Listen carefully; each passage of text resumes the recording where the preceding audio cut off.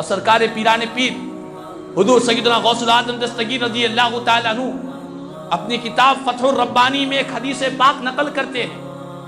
ان لوگوں کے لیے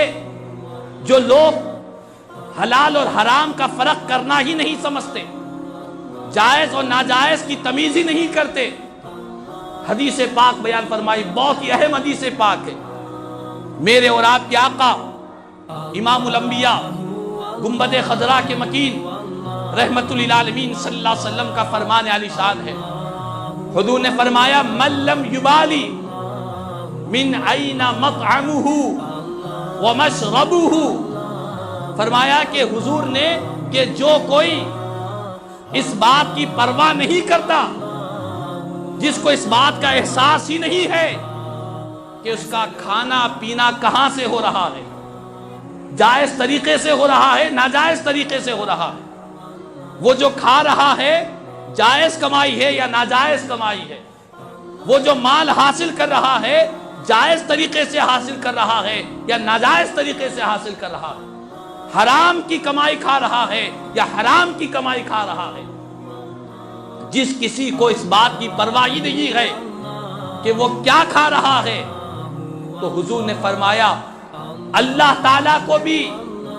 اس بندے کی پرواہ نہیں ہے کہ وہ جہنم کے دروازوں میں سے جس دروازے میں سے اللہ تعالیٰ اس کو داخل کر دے، خدا کو اس بات کی کوئی پرواہ نہیں ہے۔ اللہ اکبر۔ معلوم یہ ہوا سرکار پیران پیر غوث اعظم دستگیر رضی اللہ تعالیٰ عنہ نے اس حدیث پاک کو بیان کر کے یہ تعلیم عطا فرمائی کہ اے رسول پاک کے امتیوں، اے خدا کے بندو، اے مذہب اسلام کے ماننے والوں، دوسرے مذہب کے لوگ حلال و حرام میں فرق کیے یا نہ کیے اس کا کوئی ان کے پاس پرسان حال نہیں ہے، لیکن ہمارا مذہب اسلام یہ کہتا ہے کہ تمہارا کھانا پینا، تمہارا اوڑھنا بچھونا، تمہاری لباس، تمہاری خوراک، یہ سب حلال ذرائع سے ہو، جائز طریقے سے ہو، ناجائز طریقے سے نہ ہو، چونکہ اگر ناجائز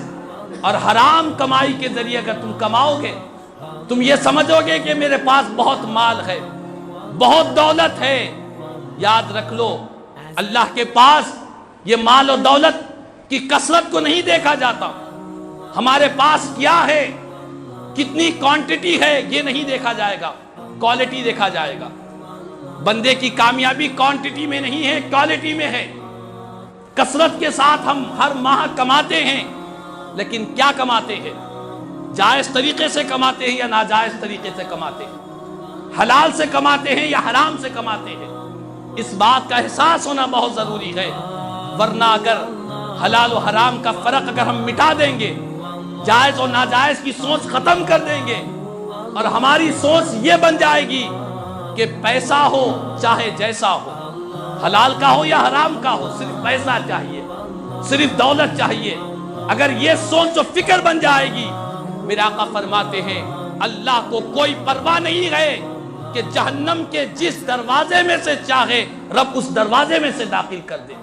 جہنم کی وادیوں میں ڈال دے، خدا کو اس بات کی کوئی پرواہ نہیں ہے۔ تو بہرحال